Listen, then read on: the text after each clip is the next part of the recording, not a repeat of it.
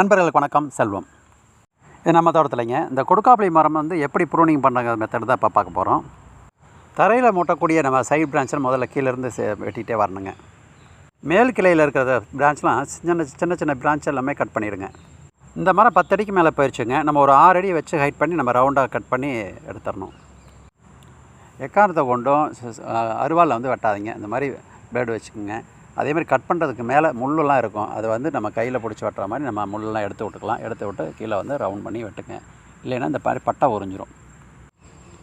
இந்த மாதிரி பட்டை உரியாமல் இருக்கணும்னு சொன்னால் கண்டிப்பாக வந்து நம்ம வந்து ரவுண்ட் பண்ணி தான் இருக்கணும். அதே போல் சாணம் வந்து நாட்டு பசு மாட்டு சாணம் தான் வைக்கணும். எக்காரணத்தை கொண்டு இந்த பன்னி மாட்டு சாணங்களாம் வச்சிடாதீங்க. நம்மளோட சாணம் இல்லைன்னா ஜீவாமிர்தம் அழகாக வந்து நம்ம ஸ்ப்ரே பண்ணிக்கலாங்க. எக்காரணத்தை கொண்டு மற்ற எதுவுமே பண்ணிட வேண்டாம். நீங்கள் கீழே ஒரு லிங்க் கொடுக்குறேங்க. அந்த லிங்க்கில் போங்க. எப்படி வந்து ஹார்வெஸ்ட் பண்ணியிருக்கோம் அப்படிங்கிறத நீங்கள் தெரிஞ்சுக்கலாம். அது 2 வெரைட்டி இருக்குது. மற்றவங்களுக்கு ஷேர் பண்ணுங்கள். நன்றி.